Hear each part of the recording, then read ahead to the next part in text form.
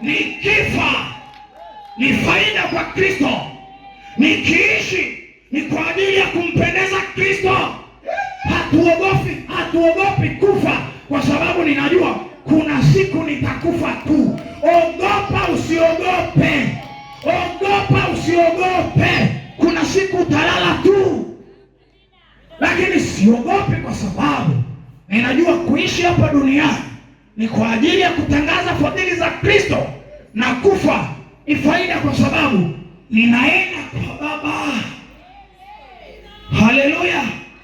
Swali nimekuuliza, lazima ubadilishe mawazo yako, lazima ubadilishe nia yako. Yaani kuna mtu kwa sababu ana kageti kake kakuslide, yaani watu wengine anawaona kabisa, yaani kama nyanya iliyo mbichi, haifai hata kuunga mboga.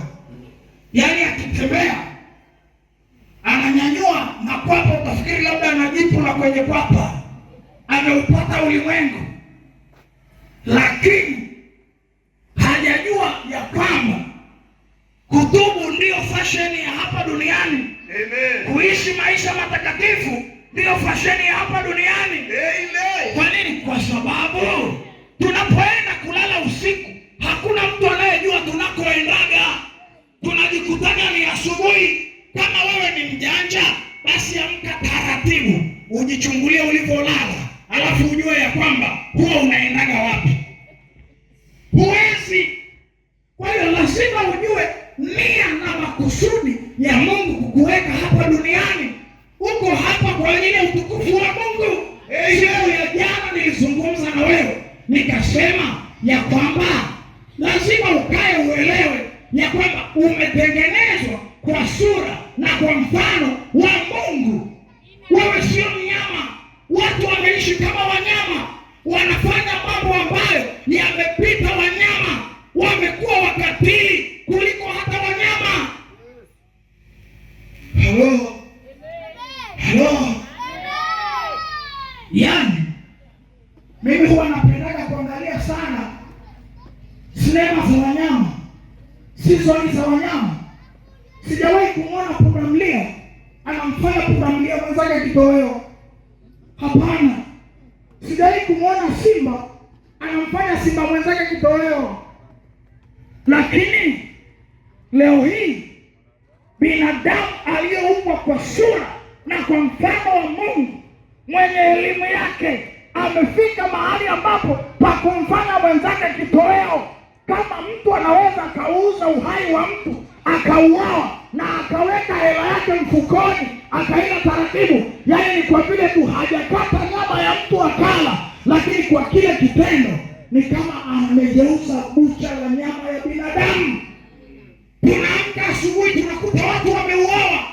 Hawajauawa na mbwa, hawajauawa na chui. Mimi toka nimezaliwa mpaka hapa nilipofika nilikuwa ninaambiwaga, ukitembea usiku utakutana na chui, ukitembea usiku utakutana na simba, ukitembea usiku utaliwa na fisi. Nimetembea, nimehubiri Injili. Tumewahi kuharibikiwa na gari kule Shelui, maeneo ya kule Singida.